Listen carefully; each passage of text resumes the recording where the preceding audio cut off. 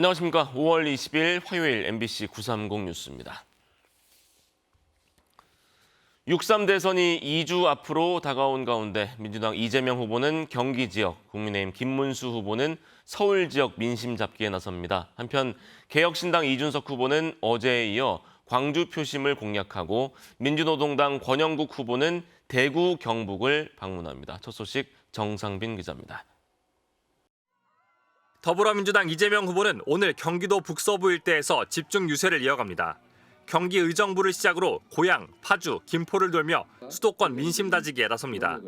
또 오늘부터 시작되는 대통령 선거 재외투표에 맞춰 유튜브 방송을 통해 재외동포 간담회도 진행합니다. 국민의힘 김문수 후보는 어제에 이어 오늘도 서울 표심을 집중 공략합니다. 오전 시간 강서구를 찾아 문화체육 분야 공약을 발표한 뒤 전통시장을 방문해 지역 표심에 호소할 계획입니다. 이어 영등포 지역 쪽방촌을 찾아 민심을 청취하고 서울 서초와 송파, 강동, 경기 하남으로 차례로 이동하며 잇따라 유세전을 펼칩니다. 개혁신당 이준석 후보는 오늘도 광주에서 집중 유세를 이어갑니다. 강기정 광주광역시장과의 면담을 시작으로 지역 언론인들과 간담회를 진행할 예정입니다. 이준석 후보는 전남대학교를 찾아 대학생들과 함께 학생식당에서 밥을 먹으며 청년층 고충을 들은 뒤 경제 유튜브 방송에 출연할 계획입니다. 민주노동당 권영국 후보는 대구와 경북 지역을 중심으로 선거운동에 나섭니다. 경북 선대위 출범식에 참석한 뒤 경북대학교를 찾아 강연을 진행하기로 했습니다. 이어서 대구 지역 시민사회단체들과의 간담회를 갖고 한국옵티칼 하이테크 고공농성장을 찾아 해고 노동자를 만날 계획입니다. MBC 뉴스 정상빈입니다. 경기도 시흥에서 2명을 살해하고 2명을 흉기로 크게 다치게 한 혐의를 받는 중국 국적의 차철남이 신고 10시간 만에 경찰에 붙잡혔습니다. 차 씨는 범행 동기에 대해서 경제적 문제를 언급했습니다. 류현중 기자입니다. 경기도 시흥시 일대에서 2명을 살해하고 2명을 흉기로 다치게 한 혐의를 받는 차철남이 최초 신고 10시간 만에 경찰에 붙잡혔습니다. 피해자들에겐 참 마음이 아프다며 금전 문제로 범행했다고 말했습니다. 경제적인 거래가 좀 저한테 돈을 꺼갖고 그걸 갚지 않고 시비는 시. 이번 사건은 어제 오전 9시 34분 경기도 시흥시의 한 편의점에서 60대 여성 주인이 흉기에 찔렸다는 신고가 접수되며 알려졌습니다. 경찰은 인근 CCTV 영상을 분석해 용의자가 검정색 외제차를 타고 도주한 사실을 확인했습니다.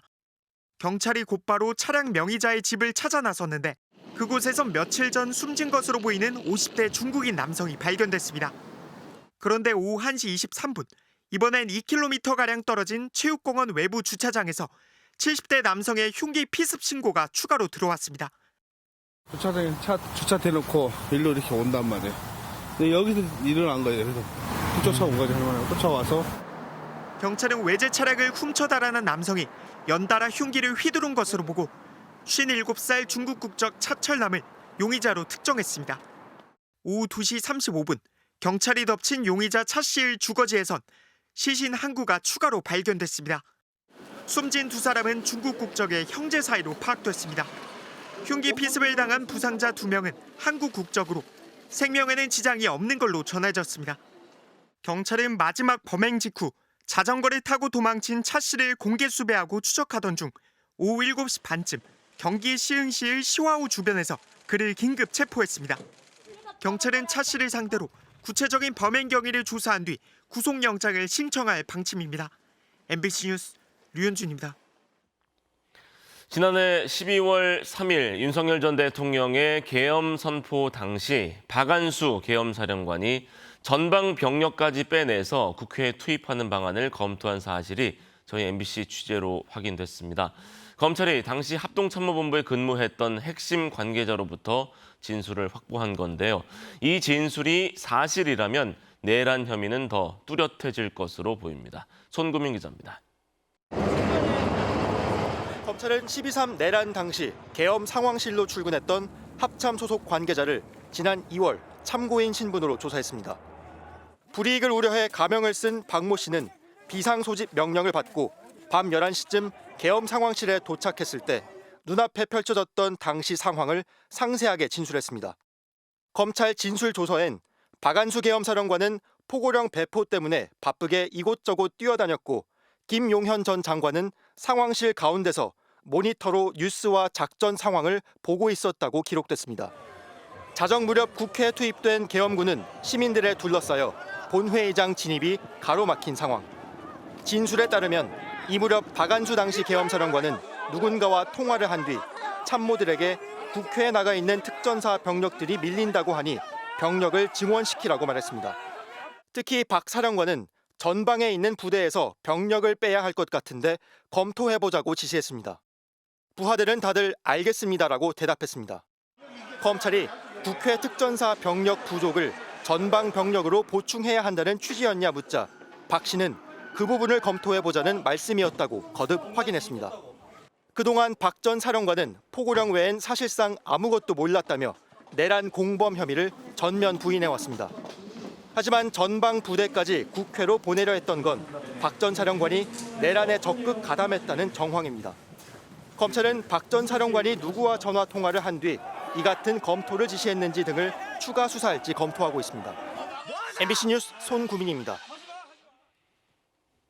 미국과 러시아 정상이 전화 통화를 갖고 우크라이나 전쟁 휴전과 종전을 위한 협상을 시작하기로 했습니다.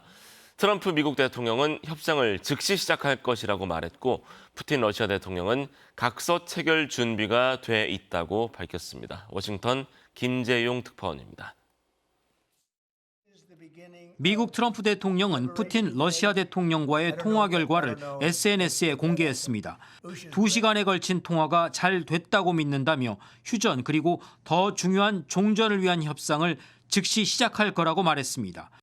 We also spoke to the heads of most of the European nations and we're trying to get that whole thing wrapped up. 무역 관련 논의 사실도 전했습니다. 러시아는 대학살이 끝나면 미국과 대규모 무역을 하고 싶어 한다며 막대한 일자리에 부를 창출할 엄청난 기회가 있다고 언급했습니다.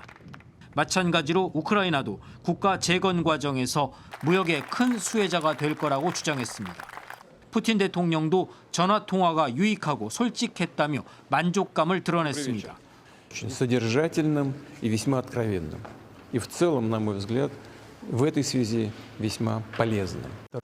또 우크라이나의 휴전 문제를 포함한 각서를 제안할 준비가 돼 있다고 밝혔습니다.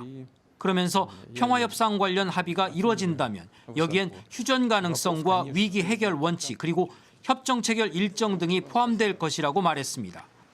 미러 정상의 전화 통화는 올해 들어 세 번째로 백악관과 크렘린궁은 두 정상이 직접 만날 가능성이 있다는 취지의 언급도 했습니다. 그러나 즉각적이고 조건 없는 휴전에 대한 구체적 합의가 없었다는 점은 한계로 보입니다. 워싱턴에서 MBC 뉴스 김재용입니다. 한미 관세 2차 실무 기술 협의를 위한 정부 대표단이 오늘 오전 미국 워싱턴 DC로 출발합니다. 산업통상자원부 장성길 통상정책국장을 수석 대표로 한 정부 대표단은 현지 시간 20일 워싱턴 DC에서 미국 대표단과 만나 균형 무역과 비관세 조치, 경제 안보 등 6개 분야를 중심으로 협의를 진행할 예정입니다. 이번 대표단에는 기획재정부와 농림축산식품부, 과학기술정보통신부 등도 포함됐습니다. 이어서 이 시각 증권 시황과 기상정보 전해드립니다. 삼성증권입니다. 간밤 뉴욕 증시는 신용등급 강등을 우려하며 하락 출발했지만 이내 저가 매수세가 유입되며 소폭 올랐습니다. 무디스의 평가 조정이 예고된 악재였다는 시장 공감대가 형성됐고 감세한 연장 법안이 일부 수정을 통해 본회의 표결에 상정된 점, 또 러시아가 우크라이나와 곧 휴전 협상에 들어갈 것이란 미국 대통령의 발언이 호재로 작용했습니다. 이에 따라 국내 증시도 반등에 나섰습니다. 이 시각 현재 코스피 지수는 13.74포인트 상승한 2617.16포인트로 코스닥은 7.41포인트 상승한 721.16포인트로 움직이고 있습니다. 투자 주체별 매매 동향을 보면 양시장에서 외국인과 기관이 순매수 우위를 보이고 있습니다. 시총 상위 종목이 대체로 오르는 가운데 대형 반도체주가 강하게 오릅니다.